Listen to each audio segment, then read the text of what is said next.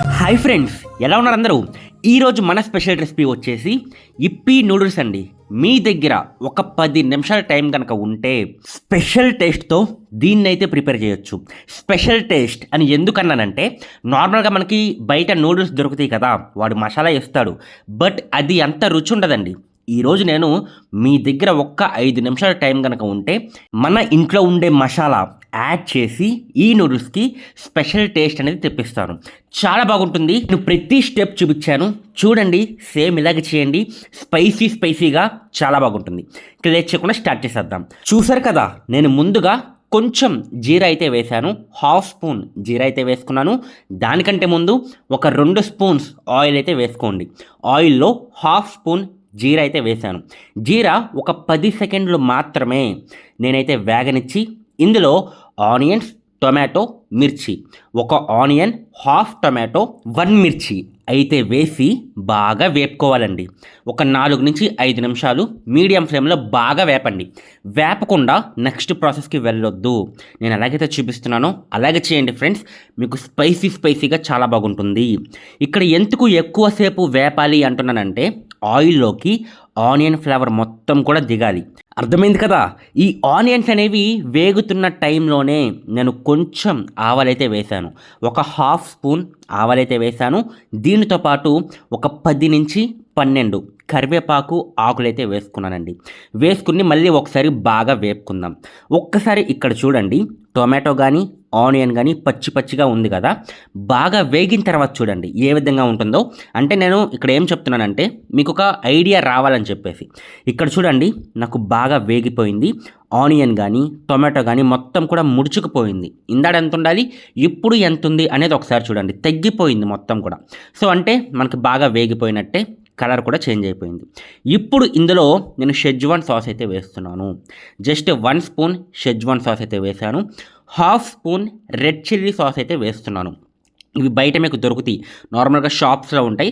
40 rupees, 30 rupees ఇలా అయితే ఉంటాయి. తెచ్చుకోండి, బాటిల్స్ అయితే ఉంటాయి. దానితో పాటు జస్ట్ ఒక 2 డ్రాప్స్ సోయా సాస్ అయితే వేసుకున్నాను.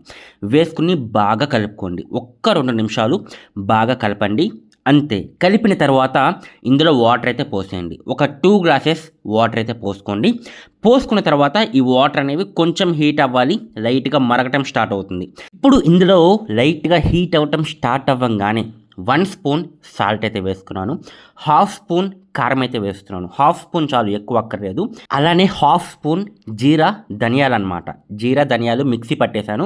ఇది కూడా ఎక్కువ అక్కర్లేదు, జస్ట్ హాఫ్ స్పూన్ అంతే. లాస్ట్లో వేసింది గరం మసాలా హాఫ్ స్పూన్ కూడా వెయ్యలేదు. హాఫ్లో కూడా సగమే, అంటే ఒక పావు అంతే, ఒక 20%. స్పూన్లో ఒక 20% వేసాను. ఎందుకు ఇంత తక్కువ వేస్తున్నానంటే, లాస్ట్లో మనం మ్యాగీ మసాలా కూడా వేసాం కదా, అన్నీ ఎక్కువ వేసేస్తే కారం వచ్చేస్తుంది. సో మ్యాగీ మసాలా కూడా వేసేసాం. సో దానికి ముందు వేసిన మసాలాస్ అన్నీ కూడా కొంచెమే వేసాను. మీకు కొలతలు కూడా చెప్పాను, ఒకసారి చూడండి. అర్థం కాకపోతే వెనక్కి వెళ్ళి ఒకసారి చూడండి. ఇప్పుడు మనకి మరగటం అనేది స్టార్ట్ అయింది. చూసారా, మనకి బబుల్స్గా వస్తున్నాయి.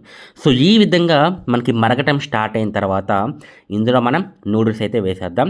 నేను మీకు చూపించాను ఆల్రెడీ. నేను ఇక్కడ ఇప్పి నూడిల్స్ అయితే తెచ్చుకున్నాను. నాకు ఇప్పి అయితే ఇష్టం. నార్మల్గా మ్యాగీ వీటిలో మనకి ఎక్స్ట్రా మసాలాస్ ఏమి రావు. అదే ఇప్పిలో అనుకోండి, ఇప్పి ఒక్కదానిలోనే మనకి చిన్న క్యారెట్ పీసెస్ కానీ టొమాటో పీసెస్ కానీ మనకి మసాలాలో యాడ్ అవుతాయి. సో ఇప్పుడు నేను నూడిల్స్ అయితే వేసాను. ఒక బద్ద అయితే వేసాను అనమాట.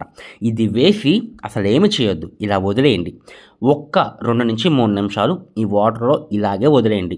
దానికదే లైట్గా విడులుకుంటుంది. మనం వేసేసి ఓకే విరపక్కర్లేదు.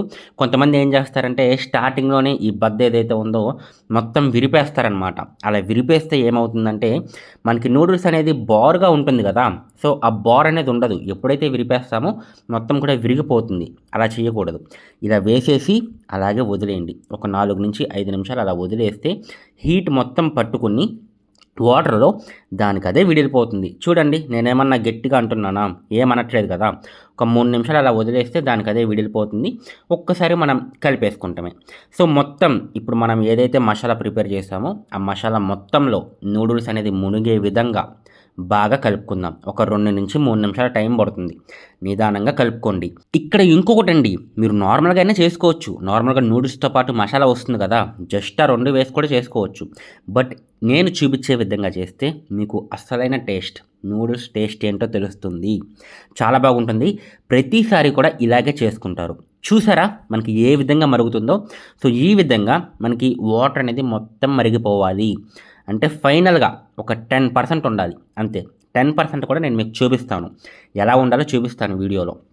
ఆ 10% కూడా ఎందుకు ఉంచుతామంటే చిక్కగా అవుతుంది మనకి మసాలా మొత్తం కూడా. అది కూడా తీసేసామనుకోండి, ఆ 10% కూడా తీసేస్తే టేస్ట్ అంత ఉండదు. మొత్తం కూడా అంటే ఎండిపోయినట్టు ఉంటుంది నూడిల్స్. అలా ఉండకూడదు. ఒక 10% మనం లైట్గా మసాలా ఉంచుకుంటే చూసారా? సో ఇక మనకి ఫైనల్ స్టేజ్కి అయితే వచ్చేసింది. మొత్తం మనకి వాటర్ మొత్తం కూడా ఇంకిపోయిందనమాట. అంటే వేపర్ అయిపోయింది, ఆవిరైపోయింది. చూడండి 10% అయితే ఉంది. అంటే చుట్టుపక్కల చూడండి మనకి మసాలా అనేది లైట్గా ఉంది అంతే. ఇంకా మనం దీన్ని స్టవ్ అనేది ఆఫ్ చేసేసి సర్వ్ చేసుకుని తినేయటమే.